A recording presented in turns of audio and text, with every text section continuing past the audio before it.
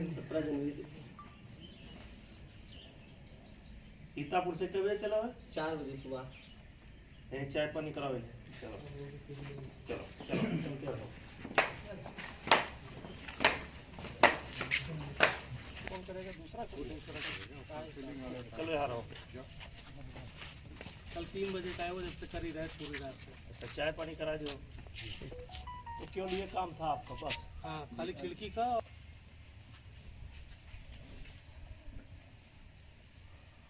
कहाँ से आए तुम लोग?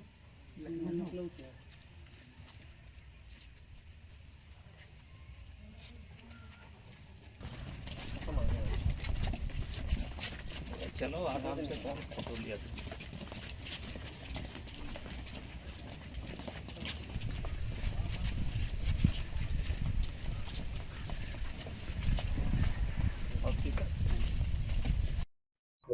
लेकिन इसके बाद अब जो कोर्ट ने जजमेंट दिया है उसमें महादेव अखाड़ा का नाम आया।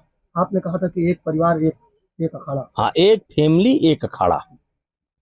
और ये अखाड़ा भी हुड्डा परिवार का बहुत खास है। जिस कोच का नाम आया है और जिस अखाड़े का नाम आया है, एक तरीके से कह सकते हैं कि यह अखाड़ा हुड्डा परिवार का बहुत खास अखाड़ा है। और यहीं के बच्चे केवल निकल करके आए, बाकी हरियाणा के भी बच्चे निकल करके किसी दूसरे अखाड़े के नहीं आए। इसलिए शुरू में मैंने नाम दिया था एक फैमिली एक अखाड़ा।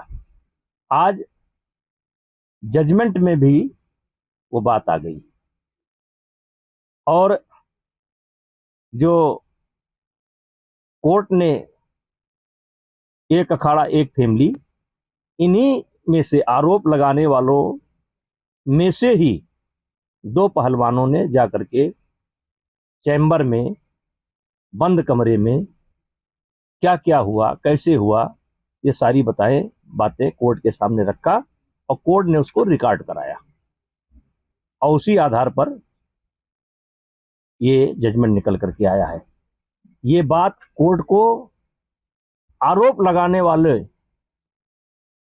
ने ही बताया। और दूसरी सबसे बड़ी बात यह है कि सारे रेसलर का एक एड्रेस है। रेसलर अन्य जिले के भी रहने वाले हैं, लेकिन एक जगह, जैसे हिसार में प्रैक्टिस करते हैं, जो अखाड़ा की बात आई है, हिसार में भी है। अब लेकिन सारा एड्रेस बजरंग पूनिया के घर का है। सारे पहलवानों का एक एड्रेस है, बजरंग पूनिया का आवास, जो कि सोनीपत में है। पहलवान रहने वाले रोहतक के हैं, पहलवान रहने वाले हिसार के हैं, लेकिन एड्रेस एक दिया गया है।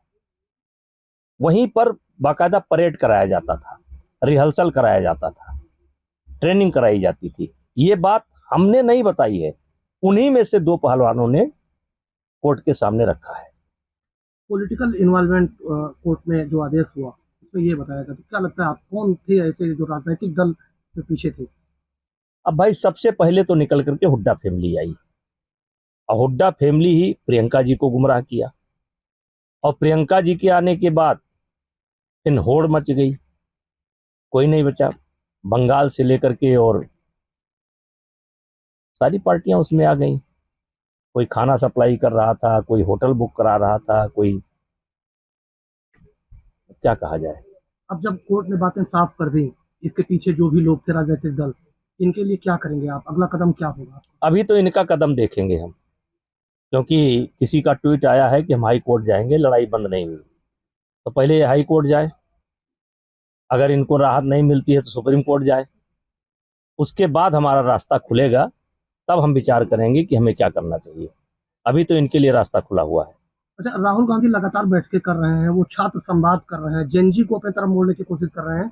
उनका मकसद है कि 22% लोग जो जेनजी हैं उन वोटर को अगर मोड़ देंगे तो कहीं ना कहीं तख्ता पलट या उनकी पार्टी सत्ता में आ जाएगी। राहुल गांधी के कार्यक्रम में जितने लोग थे, हर सप्ताह मैं कार्यक्रम करता हूँ, उतना जेनजी हमारे कार्यक्रम में रहते हैं। और कल भी कोई अच्छा समाधान नहीं दे पाए। वो समस्या तो उछाल देते हैं लेकिन समाधान नहीं दे पाते हैं। और अगर शिक्षा की आज दुर्गति ये हुई है तो किसकी देन है? ये इन्हीं की सरकार की देन है। जो शिक्षा की दुर्गति हुई है, ये इन्हीं की सरकार की देन है। ये जो सिस्टम आज कोलैप्स हो रहे हैं, जिसका आरोप वर्तमान सरकार पर भी आ रहा है, इन्हीं की देन है। लेकिन समस्या को उछाल देना अलग है, समाधान भी बताना चाहिए, और समाधान राहुल गांधी नहीं बता पा रहे हैं। प्रभातखबर.com, विश्वास वही, रफ्तार नहीं।